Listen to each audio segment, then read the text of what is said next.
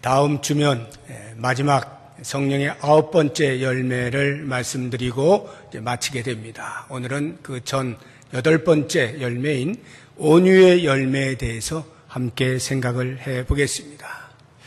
이 성령의 열매라고 하는 것은 예배자로서 갖추어야 할 얼굴, 즉 그 예배자의 인격이라 이렇게 말씀을 드렸습니다. 온유의 열매라고 할 때 이 온유라는 말은 따뜻할 온자에 부드러울 유자입니다. 따뜻하고 부드러운 것. 한마디로 온유한 사람 주변에는 사람들이 많이 있겠죠. 따뜻하니까요. 이것이 이제 온유의 열매다라고 하는 것인데, 다른 말로 하면 유사한 단어들로 순하다, 착하다, 온순하다, 온화하다, 유순하다, 겸손하다, 이런 말들이 이 온유하다라고 하는 말과 유사하다라고 할 수가 있겠습니다. 그런데 우리가 보통 이러한 단어들을 이렇게 떠올리게 되면 이런 생각을 합니다. 태어나면서부터 이렇게 순둥이로 태어난 사람, 성품상 다른 사람에게 해코지를 못하고 싫은 소리 못하고 한 번도 지금까지 싸워본 적이 없고 법이 없어도 얼마든지 살 수 있는 사람. 우리는 이 온유하다라고 하는 이런 유사어들을 연상하면 보통 이런 생각들을 하게 됩니다. 물론 그것이 틀린 것은 아닙니다만 전부 다는 아닙니다. 왜냐하면 그냥 나면서부터 성품상 저 사람은 착해 라고 하는 그런 착함에는요, 어두운 그늘의 면도 없지 않기 때문에 그렇습니다. 예를 들어 무한정 착하기만 한 사람은 좋은 사람과의 관계 속에서의 착함은 매우 좋게 드러나겠지만, 예를 들어 불의와 부정 앞에서도 그냥 착한 사람은 아무 말도 안 하는 거예요. 그러니까 어떤 면에서는 비겁하게 보이는 겁니다. 또는 나약하거나 우유부단한 이러한 모습으로도 얼마든지 드러날 수 있는 것이 태어나면서부터 나는 착해 라고 하는 말에 숨겨져 있는 그늘이다 라고 하는 거예요. 그래서 온유하다라고 하는 이 성경이 가르치는 온유는 그런 자연적 원래 성품상 착한 이런 것을 의미하는 것이 아니라 잘 길들여진 상태를 온유라고 표현을 합니다. 잘 길들여진 상태. 야생마를 길들이기가 쉽지가 않잖아요. 워낙 성격이 있어가지고 웬만한 사람 말을 듣지 않고 자기 힘 되는 대로 막 날뛰지 않습니까? 그럴 때 아주 노련한 조련사가 와서 이제 그 야생마를 길들이죠. 입에 재갈도 물리고 또 발바닥에 말굽도 붙이고 이래가면서 계속 훈련하다 보면 그 야생마가 자기의 힘을 제어하고 주인의 말에 순종하게 되어지는 이러한 상태를 가리켜서 온유하다라고 표현을 하는 것입니다. 그래서 성경에서 온유하다라고 인정을 해준 유일한 한 사람이 있죠.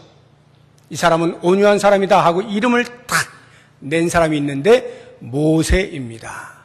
모세 이야기는 제가 잠시 후에 이제 하도록 하고, 먼저 예수님에 대해서 생각을 좀 해보려고 하는데, 예수님은 당신 스스로 당신이 자기를 가리켜서 나는 온유하다 이렇게 표현하신 분입니다. 이것도 역시 유일합니다. 아무도 스스로를 가리켜서 온유하다는 말을 하지 않는데 오직 예수님께서 스스로 그렇게 말씀을 하셔요. 마태복음 11장 29절 말씀 같이 읽어봅니다.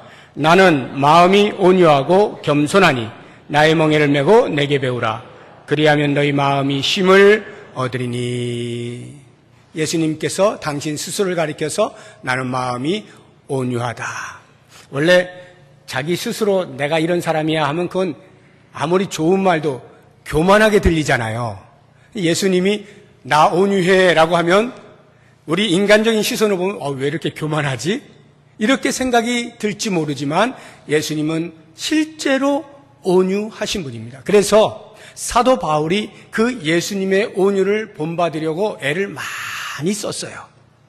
그 애를 쓴 흔적을 우리가 한번 찾아보겠는데, 고린도후서 10장 1절 말씀 같이 읽어봅니다. 너희를 대면하면 유순하고 떠나 있으면 너희에 대하여 담대한 나 바울은 이제 그리스도의 온유와 관용으로 친히 너희를 권하고. 지금 요 앞에 너희를 대면하면 유순하고, 그러니까 고린도 교회 성도들과 함께 있으면 유순해지고 떠나 있으면 담대하다는 말은 말을 막 한다는 말입니다. 이것은 바울의 대적자, 바울을 사도로 인정하지 않으려고 하는 사람들이 바울을 비난하면서 한 말이에요. 저 사람은 우리랑 같이 있을 때는 유순한 척 하다가 떠나 있으면 막 비난하고 우리를 그렇게 공격해. 이렇게 말을 하는 그 대적자들의 말을 바울 스스로가 인용을 하면서, 자, 너희들이 나를 그렇게 부르는데, 자, 그런 내가 그리스도의 온유와 관용으로 너희를 권하겠다라고 말하고 있는 겁니다. 지금 바울의 마음에는 이 속에서 부글부글 끓어오르는 거예요. 왜냐하면 자기를 음해하는 소리거든요. 전혀 바울은 그런 사람이 아니거든요. 그런데 사람들이 자기를 음해하기 위하여 그런 못된 말을 지어서 사람들에게 퍼뜨리고 있는 거예요. 그러니까 바울의 심정에서는 그들을 색출해내가지고 당장에 징계를 내리고 싶죠. 그런데 그 바울이 예수님의 온유하심을 기억하는 거예요. 나도 예수님처럼 온유해져야지 하고는 예수 그리스도의 온유와 관용으로 내가 너희를 권하겠다. 이제부터 잘 들어봐라 하고는 온유한 마음으로 그들을 권면하고 있는 그런 모습을 보게 됩니다. 자, 그렇다고 하면 이렇게 바울이 닮기를 소망하고 그의 삶에서 애를 썼던 예수 그리스도의 보여주신 온유라고 하는 것은 과연 무엇일까? 어떤 예수님의 면을 보고 온유라고 할까? 그것을 수제자였던 베드로가 이렇게 우리에게 설명을 해주고 있습니다. 베드로전서 2장 23절 같이 읽어봅니다. 욕을 당하시되 맞대어 욕하지 아니하시고 고난을 당하시되 위협하지 아니하시고 오직 공의로 심판하시는 이에게 부탁하시며. 지금 예수님께서는 욕을 많이 먹으시죠. 특별히 십자가를 지시기 위하여 예루살렘 성에 입성하여서 그 일주일을 보내시는 동안에 얼마나 많은 대적자들이 예수님께 침을 뱉고 조롱하고 뺨을 치면서 온갖 모욕을 다 주고 고난 가운데 몰아넣잖아요. 그런데 예수님께서는 그들에게 대하여 맞대지 아니하시고 맞대응하지 아니하시고 당신이 가지고 있는 능력을 발휘하여 그들을 징계하지 아니하시고 어떻게 했다고요? 공의로 심판하시는 여호와께 부탁하시고. 이것이 예수님의 온유예요. 베드로는 그것을 알았던 거예요. 십자가 상에서 아무 말 없이 그 모진 고난을 다 당하시고 죽으셨던 예수님은 참으로 우리의 온유의 몸이시다 라고 하는 것을 깊이 깨닫고 이렇게 설명을 하고 있는 것입니다. 그러니까 성경에서 말하고 있는 온유라고 하는 것은 무작정 착한 것, 무작정 순한 것이 아니라 하나님의 뜻을 이루기 위하여 자신이 가지고 있는 힘을 제어하고 힘을 절제하고 주인의 뜻에 순종하는 그러한 성품, 이것을 온유하다라고 말하고 있는 거예요. 자, 그러면 이제 성경에서 그렇게 온유하다라고 인정해주고 있는 모세에 대해서 같이 한번 살펴보도록 하죠. 모세를 어떻게 성경이 평가하고 있는지 민수기 12장 3절입니다. 같이 읽습니다. 이 사람 모세는 온유함이 지면의 모든 사람보다 더하더라. 성경이 인정하고 있는 유일한 사람이에요. 그 말의 의미는 다른 사람은 다 온유하지 않은데 모세만 온유하다는 뜻이 아니고 온유한 사람들이 많이 있는데 그 가운데서도 모세는 으뜸이었다 이 말이에요. 얼마나 뛰어났는지 모세의 이름을 지칭하면서 이 사람 모세는 지면에 있는 모든 사람보다 그 온유함이 더하였다, 승하였다, 더 뛰어났다, 이렇게 평가를 내리고 있는 거예요. 그런데 이러한 평가를 들을 때 저는 의아스러운 거예요. 왜냐하면 성경이 지금 이 평가를 내릴 때에 그 모세에게 일어난 상황은 이런 평가를 내리기가 그리 만만치가 않은 상황이에요. 어떤 상황이었는지 민수기 12장 우리가 지금 3절 보았잖아요. 1절, 2절을 같이 한번 보도록 하겠습니다. 읽어봅니다. 모세가 구스 여자를 취하였더니 그 구스 여자를 취하였으므로 미리암과 아론이 모세를 비방하니라. 그들이 이르되 여호와께서 모세와만 말씀하셨느냐 우리와도 말씀하지 아니하셨느냐 하매 여호와께서 이 말을 들으셨더라. 모세가 애굽에서 이스라엘 백성을 데리고 나와서 광야를 지나 시내산에서 율법을 받고 다시 출발하여 가데스 바네아로 가던 그 과정 속에 일어났던 일이에요. 그러니까 애굽에서 나와서 한 1년이 조금 지난 시기입니다. 그때에 모세가 구스 여인을 아내로 취하는 거예요. 그러니까 그 누이와 형이었던 미리암과 아론이 모세의 양옆에서 보좌하면서 이스라엘 민족을 이끌어 가고 있었는데 그 지도자인 모세의 모습을 보고 실망하여서 어찌 모세가 저렇게 하는가 라고 하는 데에서 그치지 아니하고 나아가서 하나님께서 모세와만 말씀하셨나? 우리하고도 말씀하신 거 아닌가? 우리들도 얼마든지 지도자가 될 수 있는 거 아닌가? 이제는 모세가 더 이상 지도자로서의 자격이 없을 것 같아. 우리가 해도 되지 않을까? 하고 누나와 형이 짜고 이야기를 퍼뜨리고 사람들에게 전달을 하는 거예요. 바로 그와 같은 상황 속에서 성경의 저자가 모세를 가리켜 이 사람 모세는 온유함이 지면의 모든 사람보다 더하였다, 이렇게 평가를 하고 있는 거예요. 왜 그렇게 평가했을까요? 모세가 이러한 상황 속에서 한마디 대꾸를 안 한 거예요. 미리암과 아론에게 아무런 대항을 하지 않고 침묵하고 있는 거예요. 그리고는 뭘 했을까요? 하나님 앞에 나아가는 거예요. 하나님, 지금 상황이 이렇게 되었습니다. 공의로우신 하나님이 판단해 주시기를 의탁을 한 거예요. 그 표현을 민수기 12장 2절 끝부분에 여호와께서 들으셨더라 이렇게 돼 있잖아요. 이 여호와께서 들으셨다는 것은 물론 미리암과 아론이 불평하는 소리를 들으셨다는 이야기예요. 그런데 모세가 그 뒤에 1절 나오지 않고 여호와께서 전면에 나섭니다. 4절부터 보시면 그리고는 미리암과 아론을 불러요. 그럼 그들이 너희들이 어떻게 해서 이렇게 하였느냐 하고서는 문둥병을 발하고 여호와께서 모든 일을 행하시는 것을 볼 수가 있어요. 뭘까요?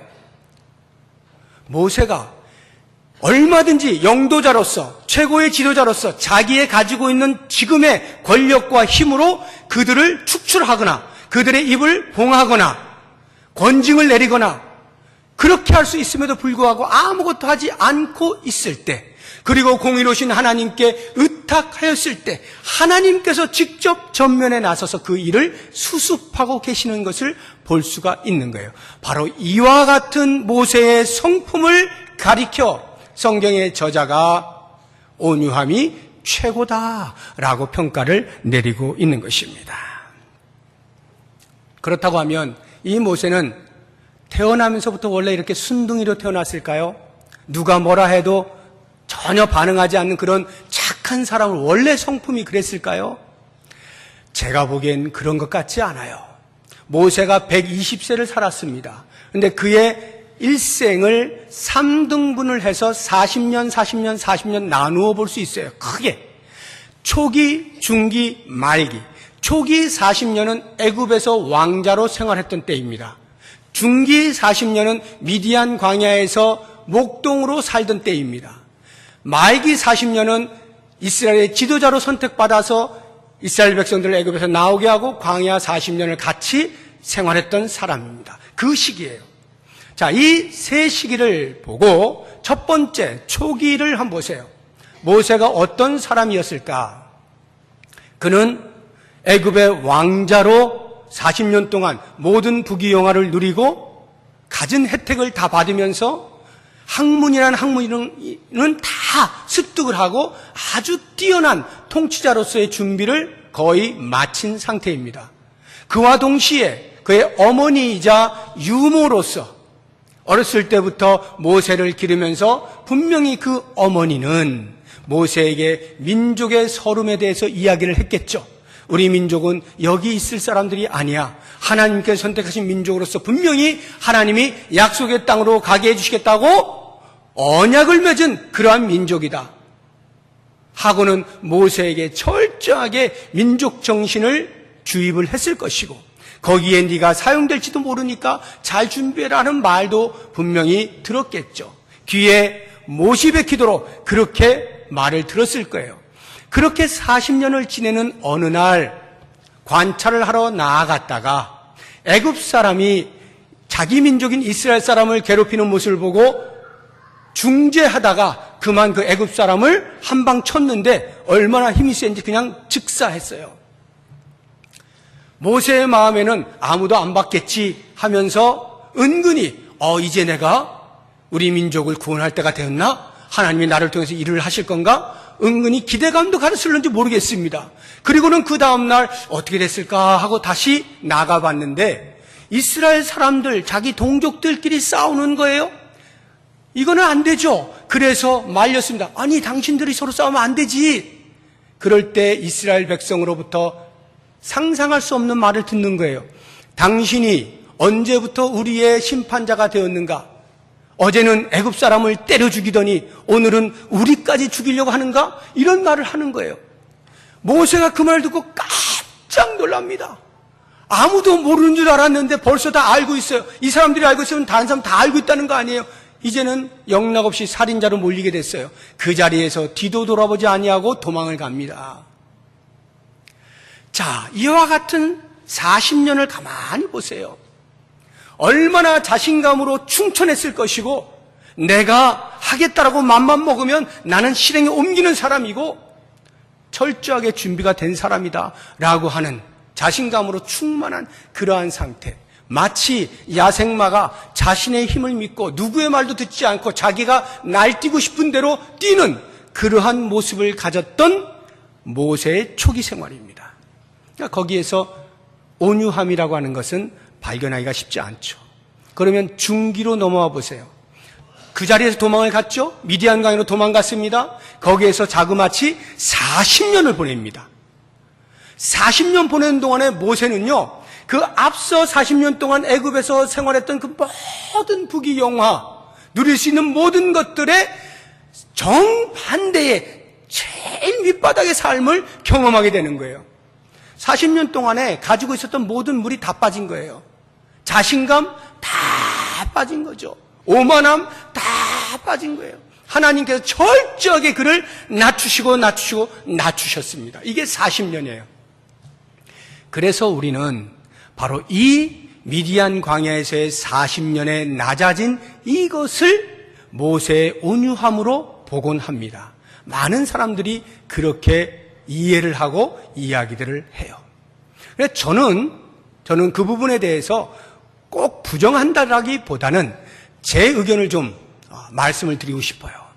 과연 그 미디안 광야의 그 낮아진 그 삶이 정말로 모세의 온유를 대변하고 있는 삶일까? 라고 생각해 볼 때 그다지 수긍이 가지가 않는 거예요.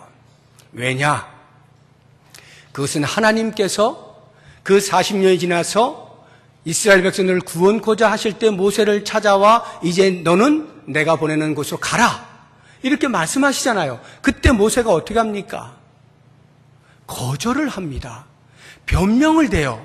핑계를 댑니다. 그리고는 안 가려고 그래요.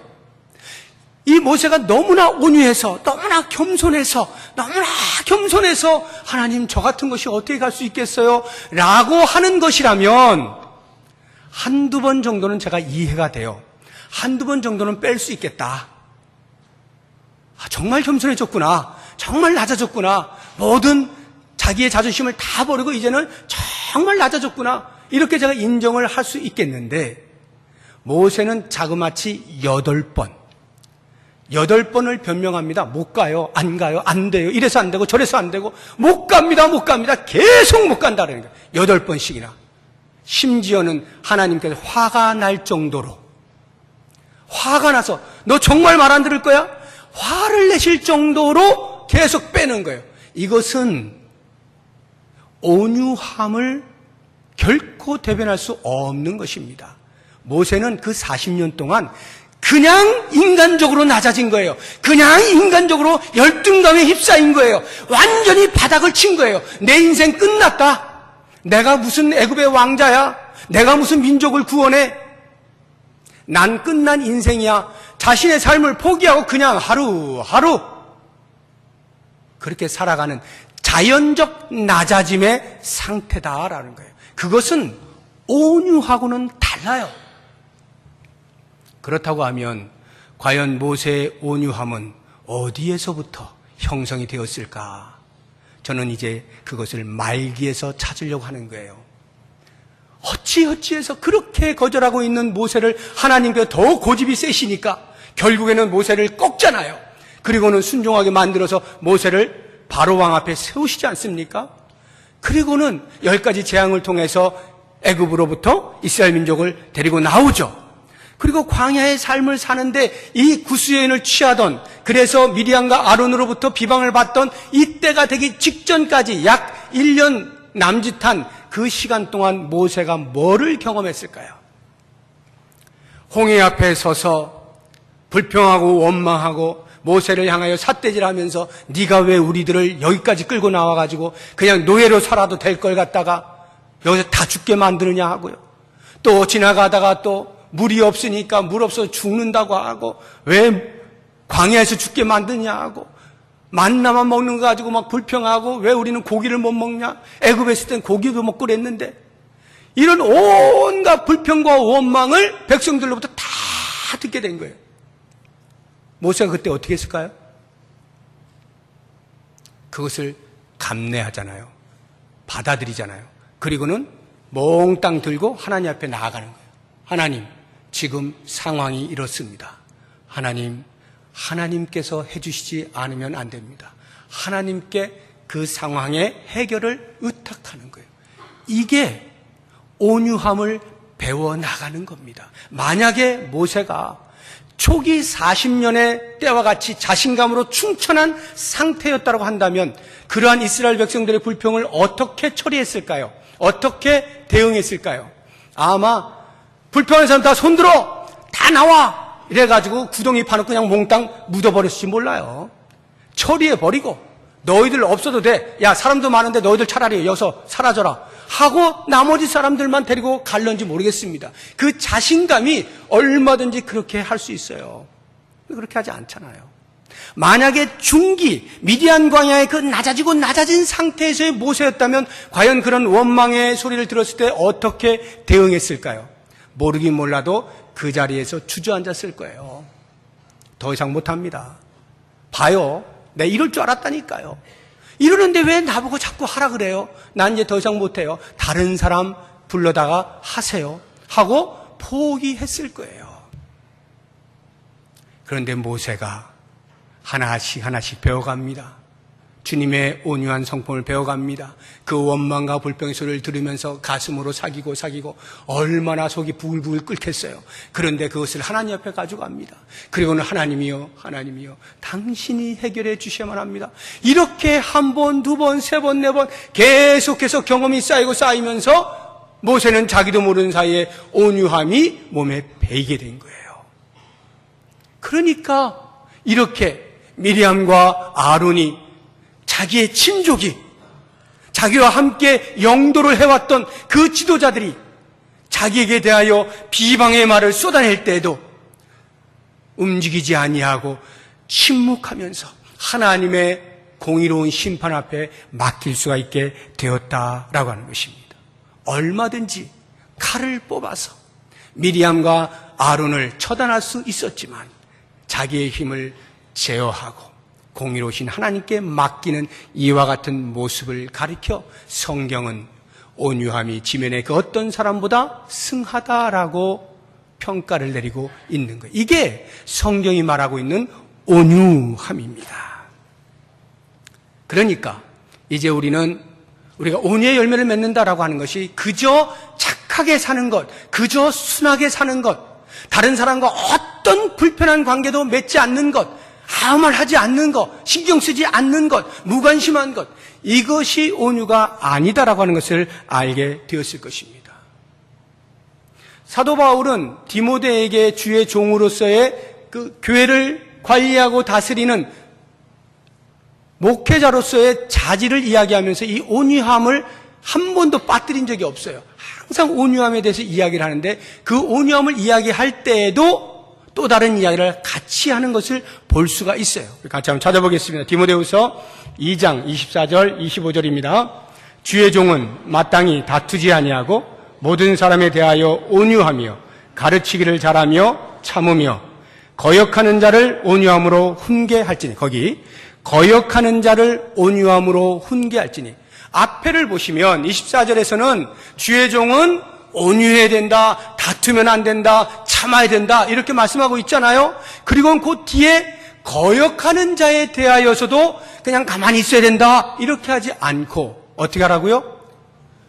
훈계를 하라는 거예요. 훈계를. 거역하는 자에 대해서 훈계를, 하나님의 말씀에 대하여 거역하는 자에 대해서 말씀으로 훈계를 하라는 거예요. 다만 어떻게? 온유함으로. 자신의 힘을 사용해서 분노를 표출해내는 것이 아니라 훈계를 하되 온유함으로. 다시 말하면 온유함이란 훈계를 멀리하는 것이 아니다라고 하는 것입니다. 불의를 볼 때, 부정한 것을 볼 때 못 본 척 눈 감고 있는 게 온유가 아니라는 겁니다. 얼마든지 그에 대하여 바른 말을 해야죠. 그런데 그 말을 하는 마음의 자세가 어떻게 해요? 온유하게, 따뜻하게, 부드러움으로. 그래서 이게 쉽지가 않아요. 화가 나면 화가 나는 것이고 부드러운 것이지 부드럽게 어떻게 화를 내냐고요. 이게 쉽지가 않은데요. 예수님께서 성전에 들어가셔서 청결 사건 있잖아요. 그 성전 안에서 물건을 사고 파는 사람들, 돈 바꾸는 사람들, 이런 사람들 전부 다 상자 다 뒤집어 엎어버리고 노끈으로 채찍을 만들어서 다 휘둘러서 쫓아내지 않습니까? 거룩한 분노를 일으키시잖아요. 나는 마음이 온유하고 겸손한 그 예수님께서 그러한 행위를 하시는 거예요. 자기 자신에 대하여 다가오는 고난들, 자기 자신이 받는 조롱과 모욕감들을 감내하시면서도 그렇게 정의로운 일에 대하여서는 앞장서시는 이러한 모습, 불의를 참지 아니하시는, 못 본 척하지 아니하시는 이것이 온유함이다.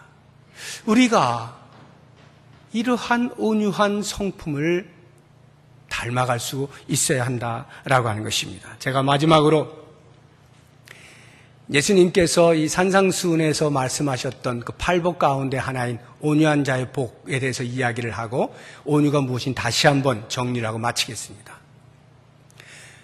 8복 가운데 보면 마태복음 5장 5절에 온유한 자는 복이 있나니 그들이 땅을 기업으로 받을 것이며 이렇게 나와 있거든요. 온유한 자가 복이 있대요. 그래서 우리는 온유의 열매를 많이 맺어야 돼요. 그럼 복을 받는데 그 복이 뭐냐 하면 땅을 기업으로 받는다는 거예요. 자, 이게 무슨 말일까요? 땅을 기업으로 받는다. 그러니까 땅을 기업으로 받는다는 이 땅과 온유하다라고 하는 것과는 어떤 아주 불가분리의 관계가 있다는 것을 우리가 알 수가 있어요. 잘 보세요. 원래 인간이 죄를 짓기 전 아담과 하와가 에덴 동산에서 평화를 누리고 있을 때 땅은 전부 아담과 하와를 위하여 지어진 겁니다. 그러니까 땅은 주어진 거예요. 쟁취할 필요가 없는 것이었어요. 그래서 성경은 말합니다. 땅에서 충만하라, 땅을 정복하라. 우리 창세기 1장 29절 말씀 같이 한번 보도록 하겠습니다. 28절입니까? 예, 시작. 하나님이 그들에게 복을 주시며 하나님이 그들에게 이르시되 생육하고 번성하여 땅에 충만하라, 땅을 정복하라, 바다의 물고기와 하늘의 새와 땅에 움직이는 모든 생물을 다스리라 하시니라. 여기에 그 땅을 정복하라는 말은, 자, 땅이 여기 있으니 너희들이 힘을 써서 그것을 쟁취하라, 이런 말이 아니에요. 땅이 너희들에게 주어져 있다, 그러니 그 땅을 잘 다스려라, 이런 말입니다. 이미 땅이 주어져 있던 거예요. 그런데 인간이 죄를 지었어요. 타락을 했어요. 그러면서 탐욕이 마음속에 들어왔습니다. 그때로부터 주어진 땅이 주어진 것으로 보이지 않아요. 갑자기 탐욕이 생기면서 저 사람이 밟고 있는 땅을 내가 갖고 싶은 거예요. 더 많이 갖고 싶어요. 그러다 보니까 어떤 일이 벌어집니까? 전쟁이 일어나는 거죠. 둘 사이의 다툼이라는 거예요. 전쟁을 일으키는 거예요. 그래서 타락 이후의 인류의 역사는 전쟁의 역사라고 말을 해도 조금도 틀림이 없어요. 지금도 여전히 땅 따먹기 전쟁이 일어나고 있지 않습니까? 독도가 누구 땅이냐 계속 싸우고 있지 않습니까?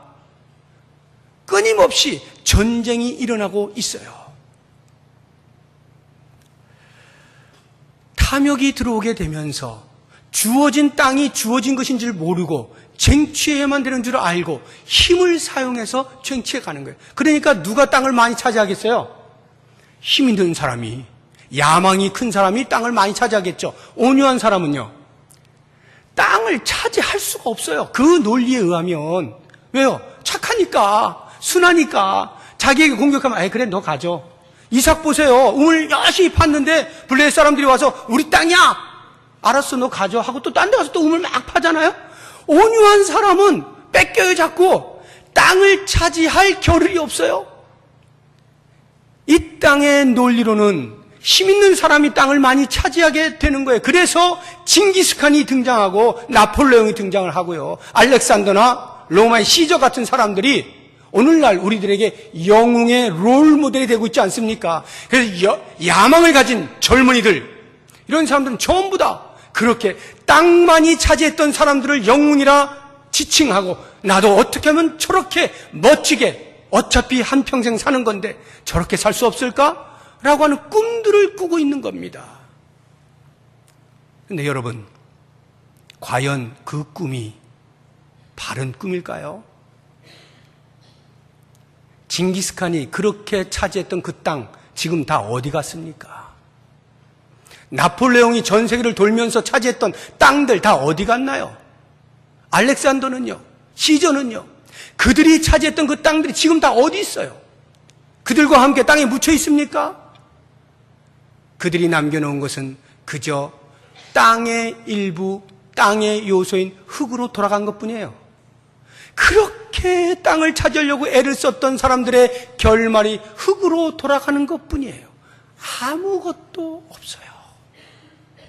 그런데도 우리는 계속해서 그 땅을 차지하기 위해서 온갖 수단과 방법을 가리지 아니하고 어떻게든지 손에 많이 움켜쥐면 그것이 힘이니까 또 힘이 또 다른 땅을 얻게 되어지고, 그렇게 해서 자신의 생활의 영역을 구축해 놓으면 다른 사람들이 함부로 보지 못하니까 그것으로 으쓱거리면서 사는 것이 이 땅의 삶의 방식이란 말입니다. 바로 그러한 삶에 대하여 대한 사회로서 하나님의 나라는 그렇지 않다라고 하는 것이 팔복이에요.